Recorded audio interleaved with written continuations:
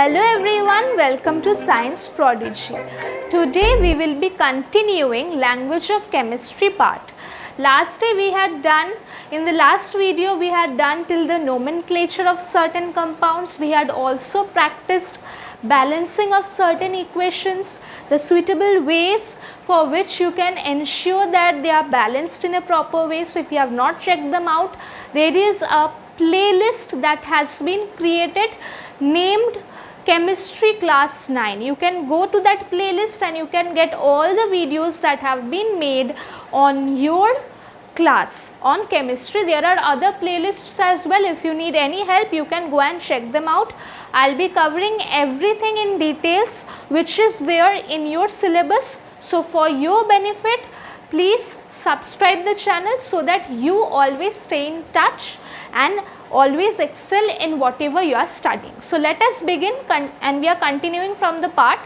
I have listed down two questions here. The first question is, you have to select the acidic and the basic radicals from the following. So let us add one more example, doing just two won't make such a difference. Just a simple one more example. Now it states that select the basic and the acidic radical from each of them, beginning with MgSO4. If I say MgSO4, it is Mg2 plus and SO4 2 minus. So the cationic part is nothing but the basic radical and the anionic part is the acidic radical. So it was very easy in determining both of them. So what will happen for the second one? ZnCO3, Zn2 plus and CO3 2 minus. You can pretty well understand Zn2 plus will be the basic part and CO3 2 minus will be the acidic part, isn't it? So these sort of questions may come up in your exams, in your question paper, maybe in 1 marker, 2 marker sort of. So don't miss them out. Don't be like, what is a basic radical, what is acidic radical? We have already discussed about it in details in previous videos as well. I just gave a question so that you get familiarized with the type of questions that are generally asked with respect to it. So simply you will state that Zn2 plus is the basic radical and CO3 2 minus is the acidic radical. And for the next question, MgOH also, it is very easy. Mg2 plus is the basic radical and OH minus is the acidic radical, isn't it? So this is pretty easy. Now for the next question, I have just written down the given data. It says that the valency of A is 3 and the valency of B is 2. We are not given the charges, so we don't know whether this one is a cation or this one is the anion, or this one is the cation and that one is the anion. We don't know. We are just asked to determine the molecular formula. You can note down the question later on when you are studying the chapter. Do the questions, that will be very much fruitful for all of you. So now if I see this part 2 question, it is pretty simple. Valency of A is 3. So we are going to deal with both the cases where we first consider A as cation and then we consider A as the anion. So we considered A is the cation, A3 plus, then we have to take B as 2 minus.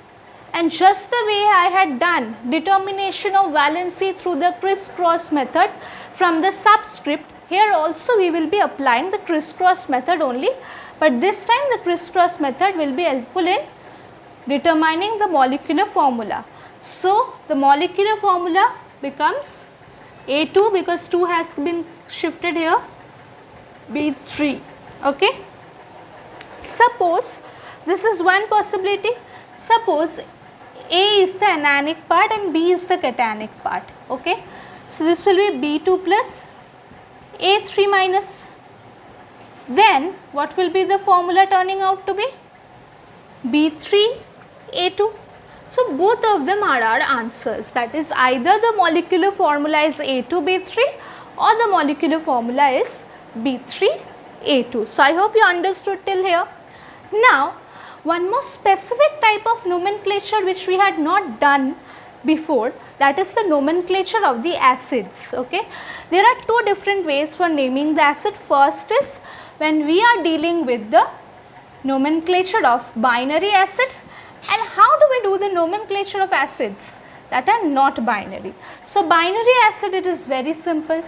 Binary means if we have the acids such as HI, HCl, HBr, HF.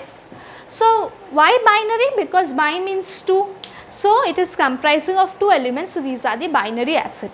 So whenever naming binary acids, we have to use the prefix hydro, go for writing the anionic part, then provide a suffix IC. So we have to keep these two things in mind, that binary acid means only prefix hydro, suffix IC.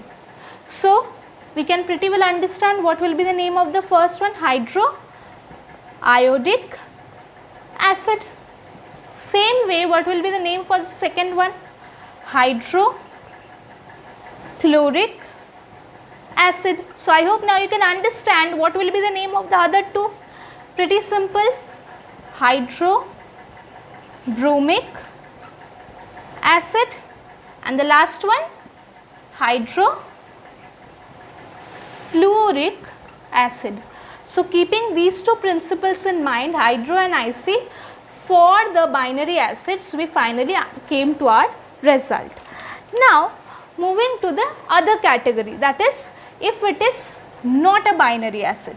The moment you find that it is not a binary acid, you have to go for removing the prefix hydro. You cannot write the prefix hydro if it is not a binary acid. Example like H2SO4, not binary, comprising of more than 2 elements. Then we have HNO3, not binary. Then one more example, H3PO4, right? So how do we name the non-binary acid? We will not be using the prefix hydro. Binary means hydro prefix is preferred, but for this one it is not required.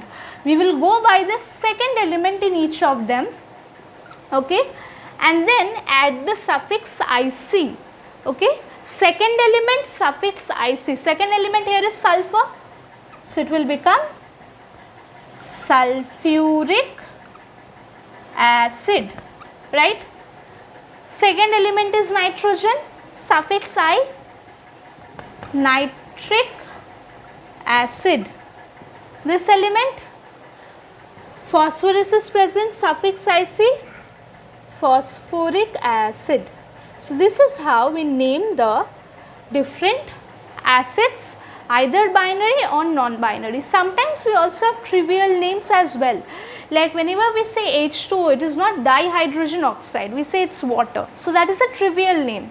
Whenever we write NH3, we don't say that it is nitrogen trihydride, we call it ammonia. So trivial names also exist and they are very well accepted by IUPAC. So now one more important thing, that how can we make our chemical equations more informative? That is, what can we do? In general, whenever we are writing chemical equations, specifically balanced chemical equations, we can go for writing some other things as well. How? Let us check this out. Suppose you are writing this, you don't know what is the state of all the three of them. You can go for doing one thing. You write down G in brackets, G, S, L accordingly to specify their state, their physical state. G specifies that they are in the gaseous state, L will specify liquid state, and S for solid state. So that will be very much informative, even though you are just using pen and paper mode, but still you are trying to understand what is the physical state in which the particular reactants are reacting and what is the physical state of the product formed. Then in whichever ways, in what are the other ways in which we can ensure that the chemical equations become more informative? We can specify the catalyst. I hope you all know what it is, what a catalyst is. Catalyst is only used for speeding up the reaction so that the reaction happens very faster. Whenever there is a catalyst, catalyst will not play any role in the reaction. It is not reacting now. It is just present, but its presence will actually have an impact in increasing the speed of the reaction. The reaction will happen faster due to a catalyst, although the catalyst is not reacting. So in this case, we have to use finely divided iron. So if you mention iron over the arrow, you also say that yes, this is the catalyst that is being used. How can we provide more information? We can use an arrow here. What does it show? That the product form will be escaping out, means it is a gas. Whenever gases are evolved as a product, we often use this sign, upward arrow, means they will be reacted and finally the product will be evolving out. That means they will be going out. So that is why the upward arrow. We are using the catalyst over the arrowhead. So you see the chemical equation and you are well acquainted that this is the catalyst being used. What is the temperature conditions, the pressure conditions, and everything you can state down, so that certain important reactions, in certain important reactions, what are the backgrounds, what is the background, in which state they are reacting, what temperature should be kept, what pressure should be maintained, what catalyst is being taken so that the reaction is carried out, and finally is the product a gas, is it getting evolved out. So you get to gather a lot of information from a chemical equation if represented with much care, with much notice. There are so many things which you can convey through a chemical equation. Now moving forward to the next part, we have certain calculations part. It is, we are moving towards the numerical part of the chapter. I hope you all know what is relative atomic mass. This definition of AMU is often asked in exams as well, so ensure that you know the definition as well. So I am just saying this, I hope you all know it, you should be knowing it. 1 AMU is nothing but 1/12 of the mass of C12 atom. Okay. So if you don't know, you can note this down, that it is 1/12 of the mass of a C12 atom and its value is approximately 1.66 into 10 to the power minus 27 kg. So this is the AMU unit with respect to which the relative atomic mass is calculated, and the relative molecular mass is also calculated using AMU only. Okay. So whenever we say the mass is 15 AMU, that means the mass of that particular compound or that particular atom is 15 times 1 AMU. It is 15 times 1/12 of the mass of a carbon atom. So that is how we use the unit AMU. So let us move on to certain important numericals on calculations of relative atomic mass, relative molecular mass, and so. So as you can see, I have listed down 2 questions where we have to find the relative molecular mass. The first is, find the relative molecular mass of CuSO4.5H2O. This particular important data has been provided to us. It is not necessary that sometimes data will be provided, but sometimes it is provided, sometimes it is not provided based on the type of question. Okay. So knowing, like for copper we do not know, it is not possible always to remember it, but for sulfur, oxygen, nitrogen, carbon, we know what is their atomic mass. So maybe if it was a compound based on only these 4, then the data would not have been provided, but because copper is also here, that is why the data has been given in the question. Okay. So and the second part is, find the relative molecular mass of C12H22O11. Pause the video, do it and then tally it with me. Now for the first one, it is pretty simple. 63.5 plus 32 plus 16 into 4 plus 5 times of 2 plus 16, right? Now 63.5 plus 32 plus 64 plus 18 into 5. Okay. So now let's move to the calculation part. 63.5 plus 32 plus 64 plus 90.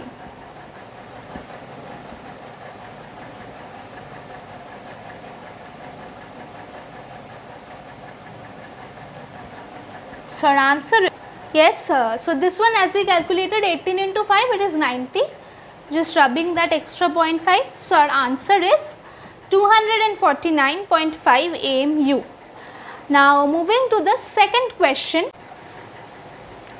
For finding the RMM of C12H22O11, that is nothing but cane sugar. So C12 means it will be 12 into 12 plus 22 into 1 plus 11 into 16 AMU. So writing the unit is very essential.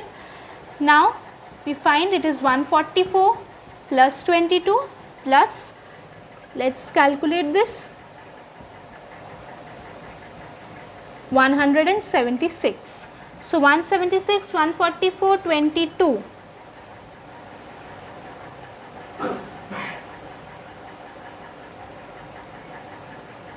Our answer is 342 AMU. So I hope you have understood how the calculations of the relative molecular masses are performed.